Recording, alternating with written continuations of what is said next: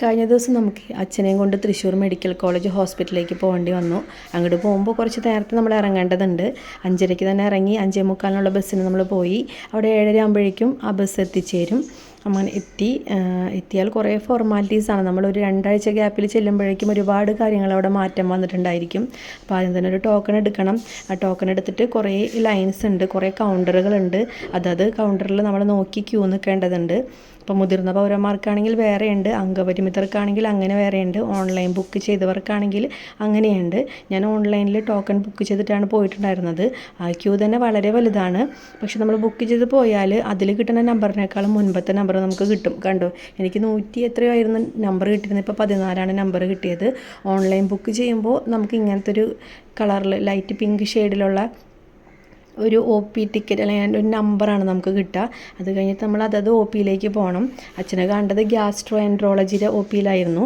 അത് 2ാം നിലയിലാണ്. അപ്പോൾ നമ്മൾ അങ്ങോട്ട് പോയി അവിടെയും നിൽക്കേണ്ടതുണ്ട്. അവിടെ പെട്ടെന്ന് തന്നെ ഡോക്ടറെ കാണാൻ പറ്റും. നമ്മൾ ചെല്ലുമ്പോഴേക്കും 14 നമ്പർ ഡോക്ടറെ റൂമിന് മുമ്പിൽ എഴുതി കാണിക്കാനുണ്ടായത്. നമ്മൾ അങ്ങോട്ട് പോയി ബ്ലഡ് ചെക്ക് ചെയ്യാനുണ്ടായിരുന്നു. ബ്ലഡ് ചെക്ക് ചെയ്യാനൊക്കെ കൊടുത്തു. പിന്നെ OP ഫാർമസിയിലേക്കാണ് നമ്മൾ പോയത്. ഫാർമസി ഒരു വലിയ ഫാർമസിയാണ്. അപ്പോൾ നമുക്ക് ആദ്യം തന്നെ ആ ലിസ്റ്റ് കാണിച്ചിട്ട് ഒരു നമ്പർ ഇടിയിപ്പിക്കേണ്ടതുണ്ട്. ആ നമ്പർ ഇട്ടിട്ട് നമുക്ക് അവിടെ വെയിറ്റ് ചെയ്യാം. ഇരിക്കാൻ ഒരുപാട് സ്ഥലമുണ്ട്. അപ്പോൾ 87 ആയിരുന്നു നമ്പർ കിട്ടിയിരുന്നത്. അത് കിട്ടി ഞാൻ കുറേ നേരം അവിടെ ഇരുന്നു. അവിടെ കുറേ കൗണ്ടറുകളുണ്ട്. അവിടെ ഓരോ കൗണ്ടറിലും നമ്പർ എഴുതി കാണിക്കും. അപ്പോൾ നമ്മുടെ നമ്പർ ആകുമ്പോൾ മാത്രമേ നമുക്ക് അവിടെ എണീറ്റ് പോയിട്ട് മരുന്ന് വാങ്ങേണ്ടതുള്ളൂ. അപ്പോൾ എല്ലാ മരുന്നും നമുക്ക് കിട്ടിയില്ല. 2 കിട്ടി, ബാക്കി പുറത്തുനിന്ന് വാങ്ങാനായിരുന്നു.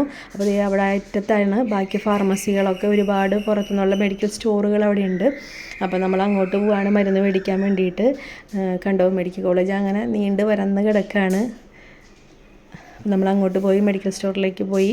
അപ്പോൾ അവിടെ ചെന്നിട്ട് നമുക്ക് ബാക്കി മരുന്നെല്ലാം കിട്ടി. മരുന്നിനൊന്നും അധികം പൈസയായില്ല. ബാക്കി മരുന്നൊക്കെ വാങ്ങിയിട്ട് അച്ഛൻ നമുക്ക് ഒരു 10 മണിയായപ്പോഴത്തേനും നമ്മുടെ എല്ലാ പ്രോഗ്രാമും കഴിഞ്ഞ്, ഡോക്ടറെ കാണലും OP ടിക്കറ്റ് എടുക്കലും ബ്ലഡ് ചെക്ക് ചെയ്യാൻ കൊടുക്കലും മരുന്ന് വാങ്ങലൊക്കെ കഴിഞ്ഞ്. അപ്പോൾ അച്ഛൻ എനിക്ക് വാങ്ങി തന്നതാണിട്ടത് ചായയും വടയും. വല്ലാത്തൊരു നൊസ്റ്റാൾജിയ ഫീൽ ചെയ്തു.